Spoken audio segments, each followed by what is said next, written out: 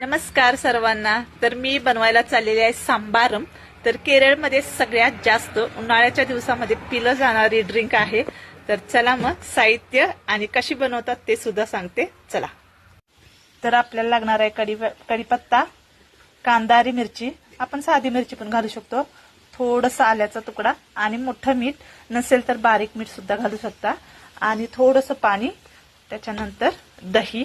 तर तुम्ही घरातलं दही सुद्धा वापरू शकता। हा छोटा कांदा आहे, इकडे याला चरी उरली म्हणतात, हे सुद्धा आपल्याला लागणार आहे। सर्वात प्रथम ना मिक्सरच्या भांड्यामध्ये आपल्याला दही घालून घ्यायचं आहे।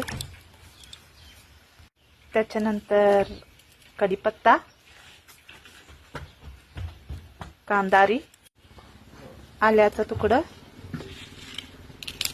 त्याच्यानंतर मीठ, थोडंसं पाणी। आता हे आपल्याला मिक्सरला वाटून घ्यायचं आहे। एकदा आपल्याला फिरवून घेतल्यानंतर हा छोटा कांदा ह्याच्यामध्ये आपल्याला टाकून द्यायचा आहे आणि एकदा आपल्याला फिरवून घ्यायचं आहे। तर ही ड्रिंक तयार झालेली आहे। तुम्ही पाहिजे तर आईस क्यूब घालू शकता, पाहिजे तर गाळून सुद्धा पिऊ शकता, तर मी गाळत नाही आहे। तर आता टेस्ट बघायची आहे। तर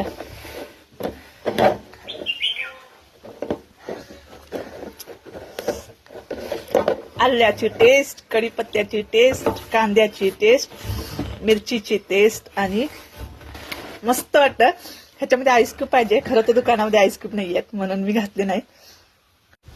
तर गिरायक आलं होतं म्हणून मी कट केलं। तर तुम्ही नॉर्मली खलबत्त्यामध्ये चेचून सुद्धा घालू शकता। मी मिक्सरला लावलंय, पण खलबत्त्यात चेचल्यासारखंच होतं मिक्सरला लावल्यानंतर, पूर्ण बारीक वाटत नाही। तर तुम्ही गाळून यूज करू शकता। गाळायचं आणि फक्त त्याच्यामध्ये कढीपत्ता थोडासा चिरून टाकायचा, तर एकदम बेस्ट। तर इकडे काही दुकानांच्या बाहेर मातीचं भांडं ठेवतात, त्याला कपडा बांधतात आणि त्याच्यामध्ये हे बनवून ठेवतात, आणि चावी असते त्या डेऱ्याला। तर एक ग्लास 20 रुपये 30 रुपयाला जातो, आणि सगळे लोक पितात। उन्हामध्ये जी लोक काम करतात ते खूप छान लागतं थंड। तर ह्याच्यामध्ये अजून पाणी सुद्धा तुम्ही घालू शकता। तर मी पाणी कमी वापरलं, कारण की मी फक्त माझ्यासाठी बनवलेलं आहे। तर हजबंड असते तर त्यांना दिलं असतं, पण ते घरी गेलेले आहेत। तर चला करून बघा नक्की, आणि टेस्ट कशी आहे ते सुद्धा सांगा। चला मग, बाय बाय।